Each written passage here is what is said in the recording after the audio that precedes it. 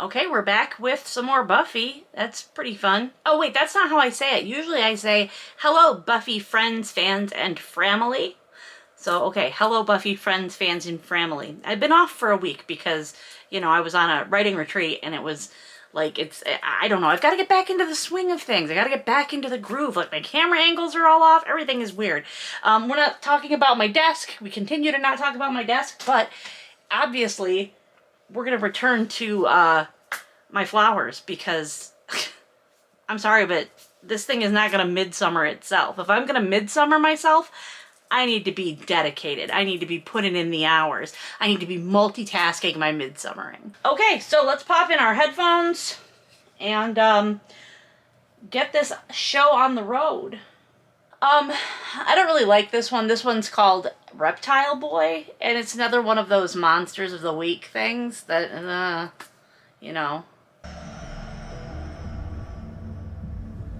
I'm gonna be honest right now, a lot of the buildings on this show look exactly the same to me. I feel like we see this house more than once. You can run, but you're before the credits in a Buffy episode. You're gonna die. I already know you're gonna die, not just from seeing this episode. That's just common sense that we know that you're gonna die. You're unnamed and you're before the credits. You know, that's a thing that we heard Joss Whedon talk about a lot. He was like, oh, well, you know, I want to subvert things. I want to make it subversive. This is what I imagine should be happening in most of those, like, new adult college romances with, like, the bad boys that, like, fight, like, underground fight rings and shit. Anyway, the point is that Joss Whedon talked a lot about how he wanted to subvert horror tropes and, like, you know, in, like, a feminist way. But then almost all of his episodes of Buffy, and really like almost all of his shows, but specifically with Buffy, since that's where he was talking about the horror thing, there's always a girl that gets killed. It's Buffy that can't be killed. It's not like girls can't be killed. There's always a girl that gets killed to raise the stakes. So he's not really subverting anything. I think he was thinking of, oh, it's so clever of me that I'm subverting this trope of the blonde girl getting killed, and look, the blonde girl survives. But the trope isn't the blonde girl. The trope is the final girl or whatever. He has plenty of girls that die to further the story, and a lot of times they don't even get names. Oh, I told Giles I'd meet him in the library 10 minutes ago. Oh, he won't be upset. Like he's ever gonna not be upset about something. His main character trait is being upset. Well, here's a hard fact of life. We all have to do things we don't like. And you have hand-to-hand this afternoon and patrol tonight, so I suggest you come straight here at the end of period 6 and you get your homework done. And don't dawdle with your friends. And don't think sitting there pouting is going to get to me, because it won't. It's not getting to me. I feel like that whole thing is sort of out of character, since in season 1 they already sort of sewed up the whole thing that Giles totally understands what it's like to have that calling and not want it. I would love to go. So who's your friend? Her? Oh, she's not my friend. She's amazing. She's more like a sister, really. We're that close. Well, why don't you introduce us? I feel so bad for Cordelia in this episode. She just so desperately wants somebody to love her, like one of these older guys who's taking, you know, advantage of her. Are you a senior here? Junior. Oh, me too. Except that I'm a senior and I'm in college. This was really, nobody gave a shit back then. I dated a guy who was in college, who was like a junior in college when I was like a senior in high school. That's weird, right? But nobody gave a shit about us in the 90s. I only joined the fraternity because my father and grandpa were in it before me. You know, it meant a lot to them. The lengths that this show will go to try to, like, set Buffy up on this whole, like, oh, they have a calling, or they have the same pressure that I do. Oh, my granddad was in this fraternity, so I have to be. And, like, she's gonna be like, oh, that's exactly like my situation where I have to risk my life daily. There's blood on it. Hi. Cool. I can smell it. Cool. when I kiss you, you don't wake up from a deep sleep and live happily ever after. No. When you kiss me, I want to die. That's such good writing. It would be so much better if it wasn't like a kid saying it. Buffy, did you lose weight? And your hair? All right, I respect you too much to be dishonest. I love you, Cordelia. Pledge my life and my death. To the Delta Zeta Kappas and to Makita, whom we serve. To the Delta Zeta Kappas and to Makita, whom we serve. I've never, like, been in an organization like this, but I just generally assume that this is what actually goes on. Like, that they actually all are, like, worshipping things. You know, at least Tom can carry on a conversation. Yeah. Tom. Who's Tom? She doesn't like you, Xander. Angel showed up. You could smell it. The blood? There's a guy you want to party with? Thank you. I can't believe she lied to Giles. My world is all askew. I like how she's like, can't believe she lied to Giles. It's like, get used to it. It's about to happen a whole lot.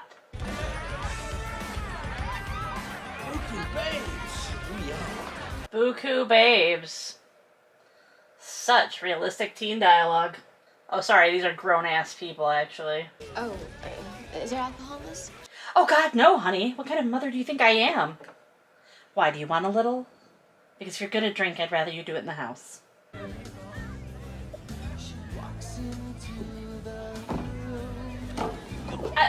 Yeah.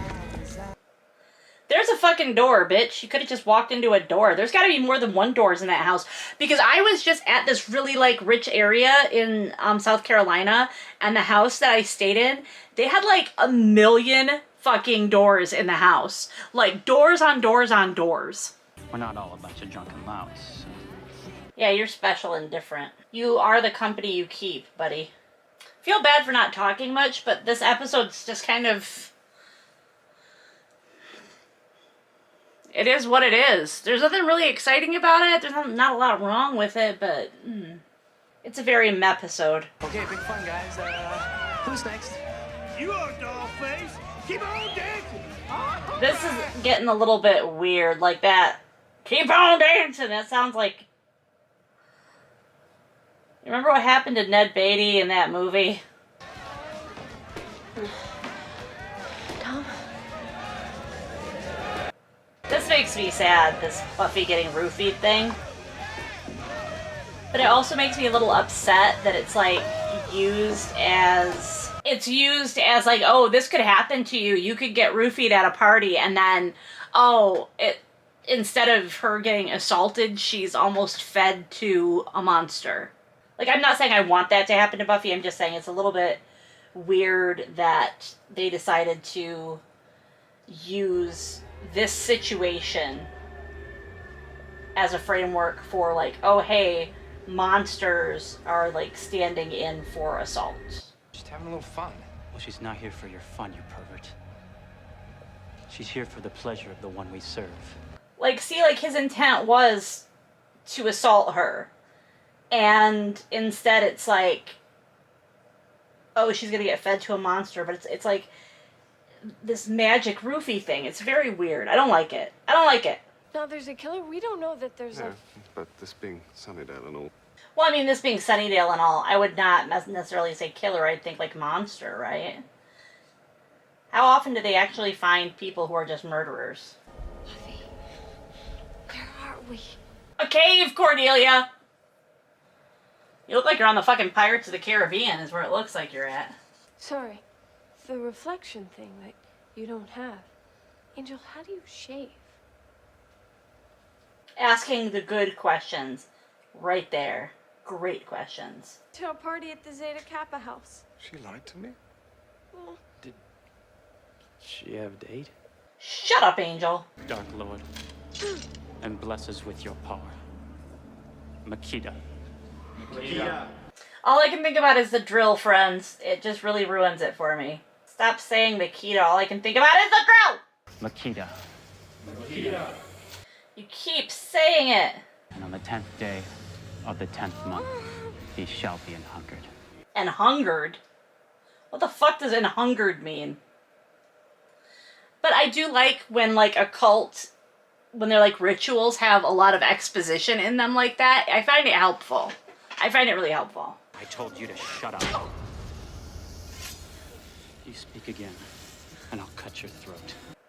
What does it matter? She's gonna die anyway. Like, the only reason that they don't die is because Snake Man, like, waits around. He waits around to eat them, and, like, then the good guys show up. I don't get it. I've never been so happy to see anyone in my home. You guys. I just hate you guys. These things always happen when you're around. And you. I know, You're right? going to jail for 15,000 years. I love Cordelia so much. I drive you too hard because I know what you have to face. From now on, no more pushing, no more prodding. Just an inordinate amount of nudging. Except for that doesn't really happen, Giles, because you keep just, like, bossing her around and constantly training her for the rest of the show. Well, that was certainly an episode of Buffy. So here's the thing that I think is interesting. You probably don't think it's interesting, but I do. I think it's interesting. I will often try to think of my favorite season of Buffy the Vampire Slayer. And I will almost always say season 2. But I don't really like most of the episodes in season 2. Because I didn't like Inca Mummy Girl. I was like, oh, Inca Mummy Girl. And I was like, oh, some assembly required. Oh, Reptile Boy. We got Lie to Me coming up. That one's not too bad. But then we start getting more into the Spike stuff and more into the overarching plot. And there are fewer clustered Monster of the Weeks. It's a little bit more... But the point is, I usually say season 2, but there's so much of season 2 that I don't care for. I don't know. We'll see how it progresses. It might progress differently, betterly. That could be. That's a thing. It could happen. We don't know. Anyway, check out the description box. Like, comment, and subscribe. And yeah, I have a book I'm supposed to plug. February 29th, The Ogre's Fairy Tale Bride comes out. You'll be able to get it where books are. You'll be able to get it in paperback. You'll be able to get it in ebook. The Ogre's Fairy Tale Bride. Other than that, I guess I'll catch you on the flip side.